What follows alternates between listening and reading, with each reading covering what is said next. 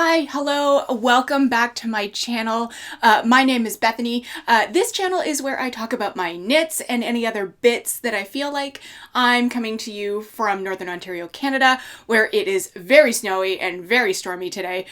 So why don't we just get cozy and talk about some knitting. This is going to be basically a project update episode because it's been about a month since I released my very first episode. If you want to check that out, I'll link it up here or down in the description box and you can check that out. Let's first talk about what I am wearing. This is the Melody sweater by Claudia Quintanilla or Quintanilla, I'm not quite sure, of Uknit Toronto. Love that knitting store. I have been there once on a visit, and I definitely plan to go back.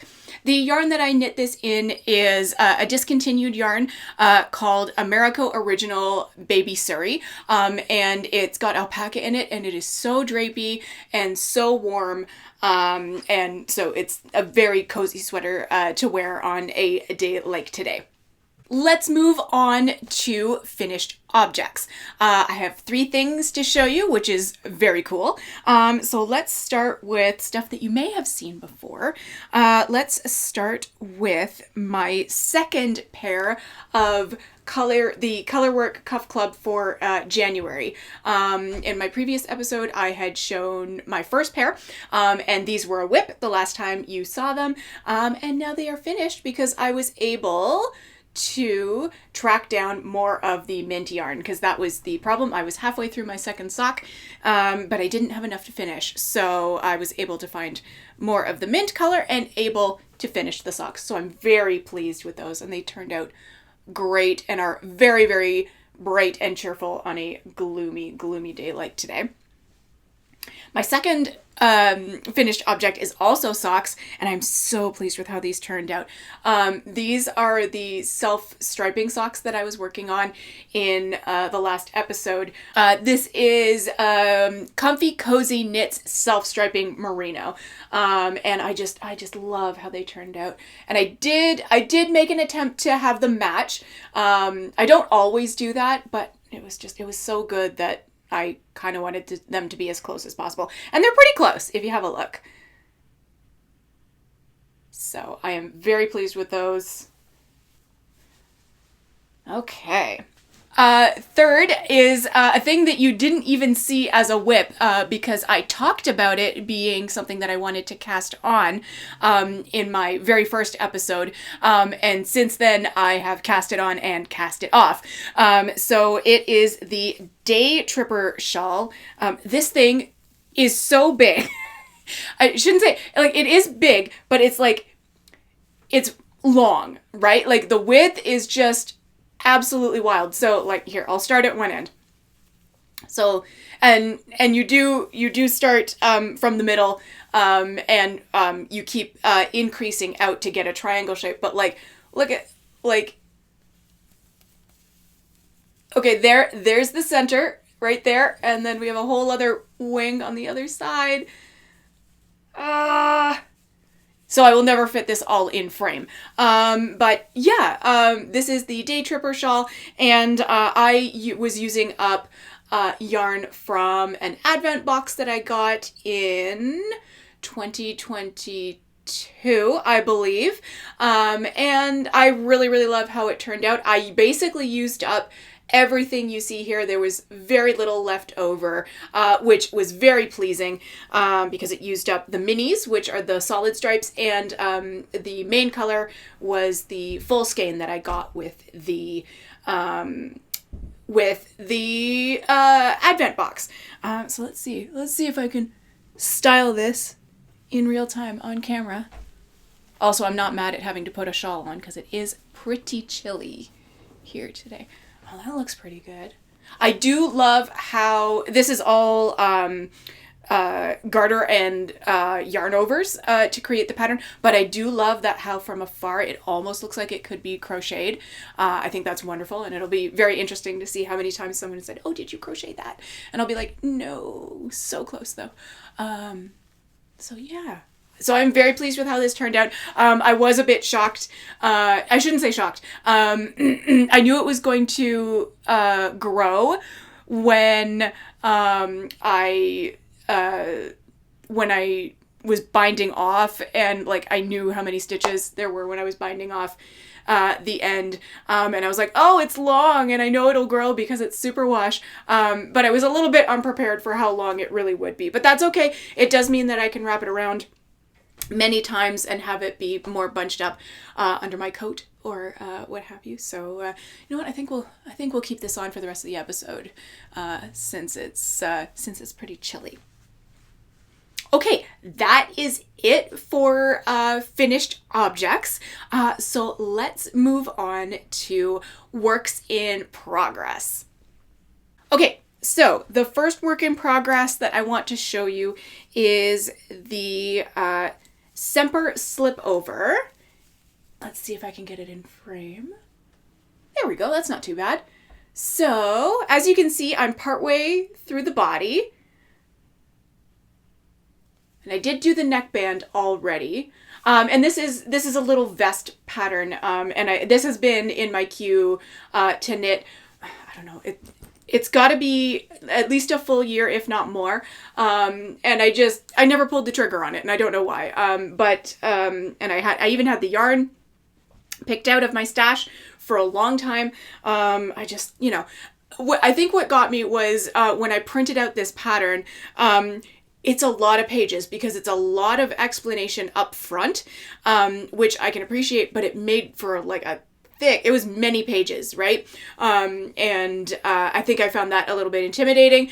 And then, a couple of weeks ago, I decided to just sit down and like read through it a little bit and like, figure out how much of this explanation I needed to really read ahead of time, or whether I could just dive in and cast on. And some of it you do need to read up front, especially if, especially if you're not familiar with some of the techniques used for short row shaping, or for doing the decrease here when you're working on the when you're working on the neck, when you're working on the collar.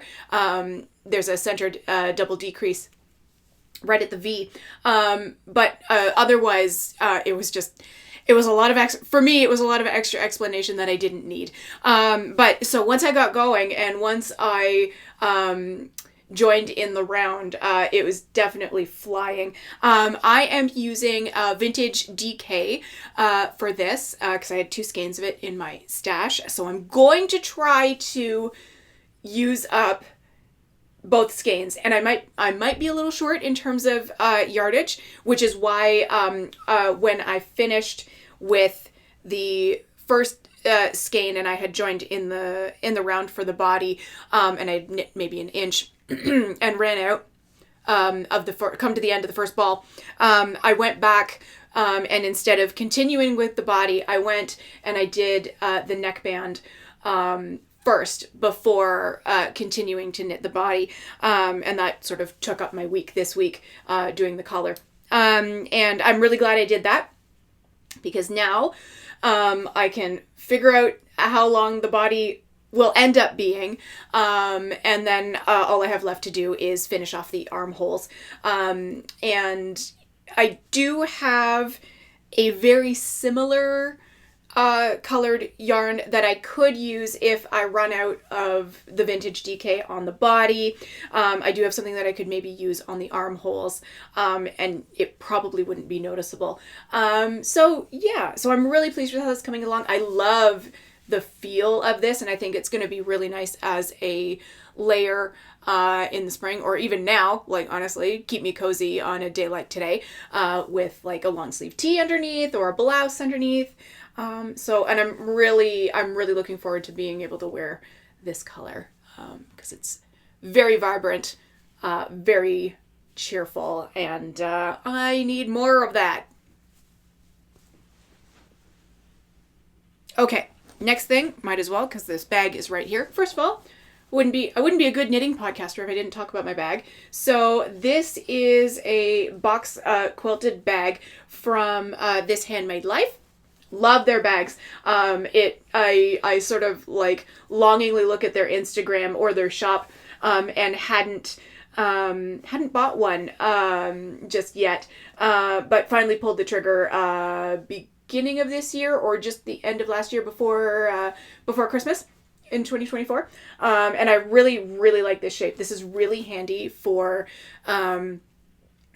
being on the go. I find it even handier than, say, like a bag I'm going to show you in a minute, that has a zipper top and is not a boxy shape, or like even a drawstring bag. I find this really handy to carry around, and it's pretty small, right? So I find that much easier, less bulky to carry around, for one thing. But I just love the sort of retro flower fabric that she used, and it's really great. Zipper's great because that's something you got to talk about.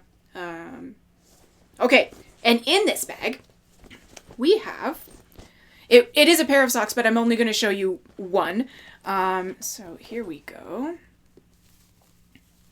There we go. So you can see I've only just turned the heel on this pair of socks. I am knitting this pair of socks concurrently on their own needles. So like I knit the cuff and then I knit the cuff and then I've knit the leg and I knit the leg. And I've turned the heel and I've turned the heel on the other one as well. So that I basically won't go through second sock syndrome. So that's my other strategy for not having second sock syndrome, is to knit them concurrently. I don't always do that, but in this case I wanted to because the green that I'm using is from a mini skein, and I really wanted to be sure that I had enough for both cuffs. I did, no problem. But it also felt good to have both socks cast on. So these are the Fiber Accountant socks, and they are a really nice, I think it's a broken rib pattern in the leg. So it's really squishy and really like just nice and cozy to knit on. It is making my hands cramp a little bit because I have been having a little bit of trouble with my hands cramping because I basically knit too long without taking breaks. Don't be like me, take your breaks, stretch your hands, take care of your joints.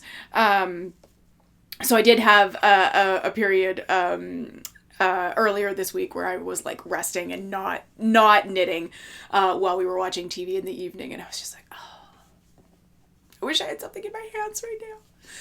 So, but that's okay. I did what I should. I rested, and I've also been working on like the Semper slip over because it's larger needles, thicker yarn, so it's not quite as hard on the hands. But I'm really liking how these are going, and I really like the green mini skein, which I couldn't tell you what yarn that is. It was just in my stash. And then this, I believe, is an opal yarn, or a Lang yarn, self-patterning yarn. I will put it down in the description because I don't remember right now. But I really like this sort of purpley camo kind of thing that's going on there, or very subtle pattern anyway. So I really like that. And I haven't decided whether I'm putting the green on the toe or not. I may, because I do think I have enough that I could do both toes, but we'll find out. Last whip, and I need to show you this bag. Dun, dun, dun, dun. Look at it, isn't it so cute?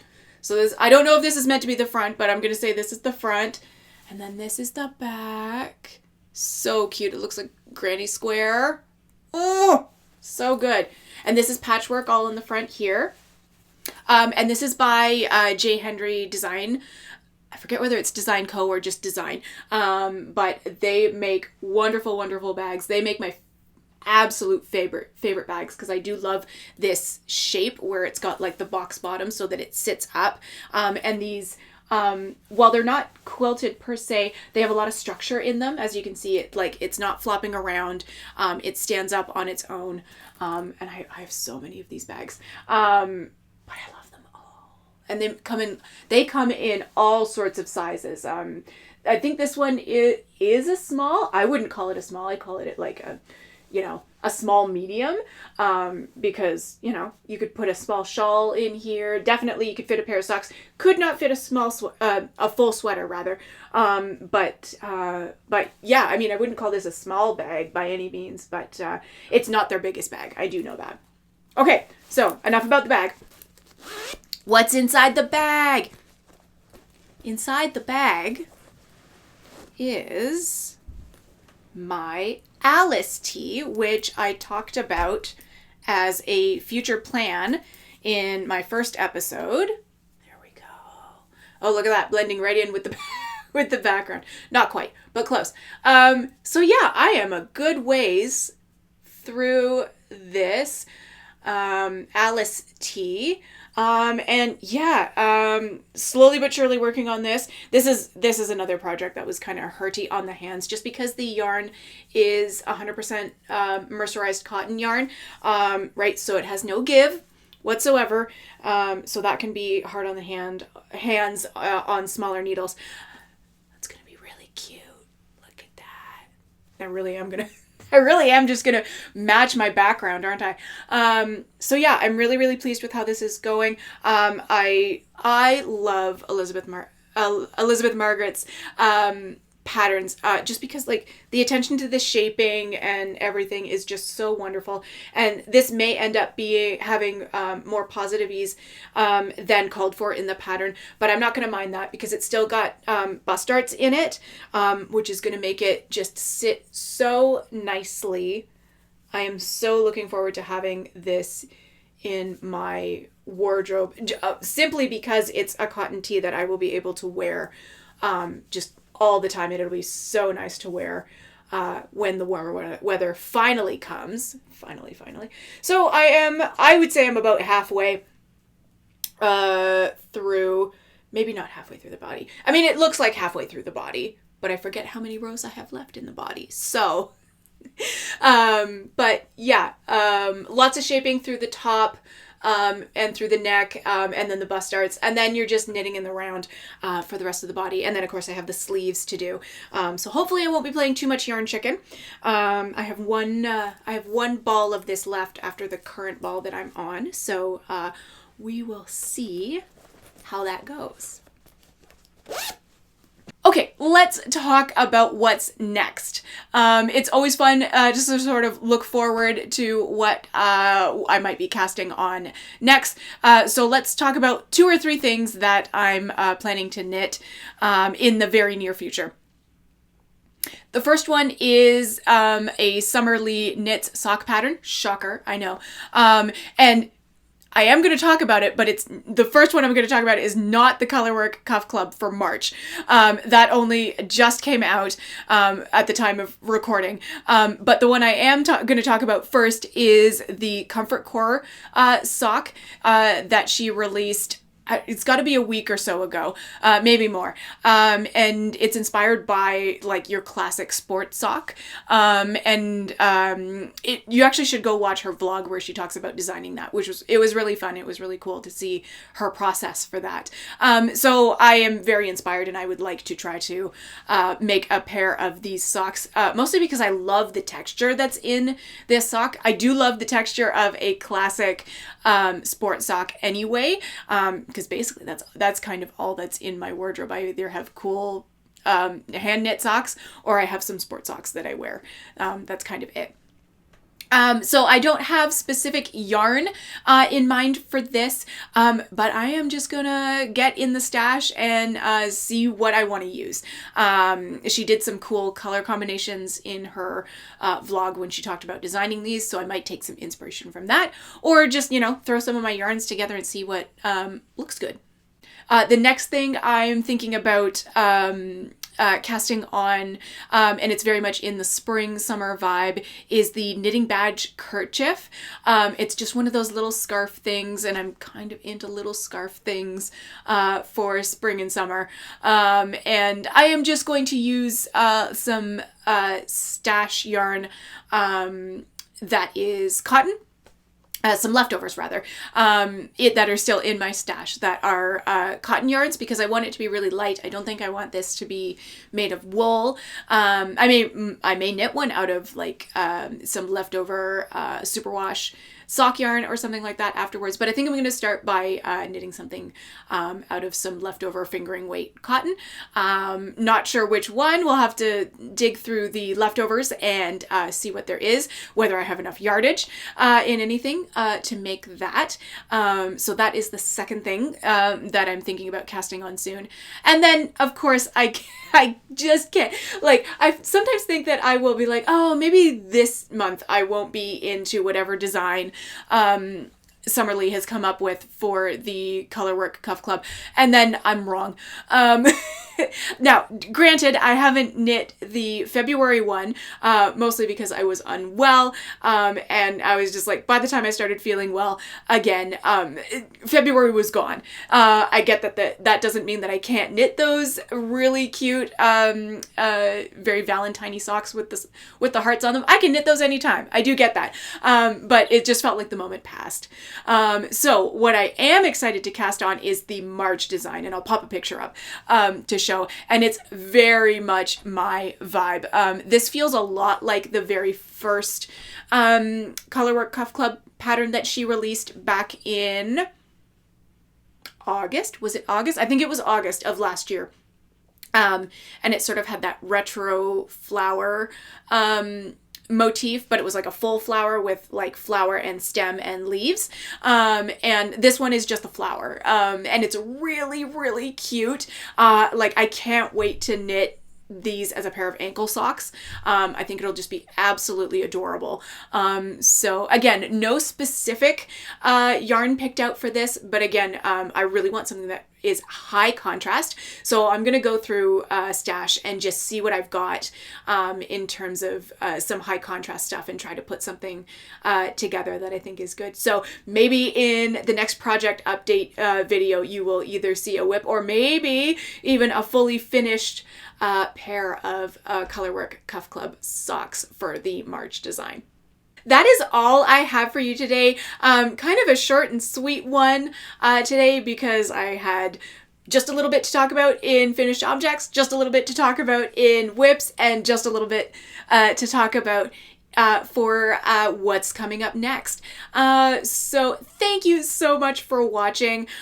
You are amazing for being here. I hope that wherever you are feeling safe, you are cozy, especially if where you are is chilly like it's here today. And until my next video, keep those stitches moving.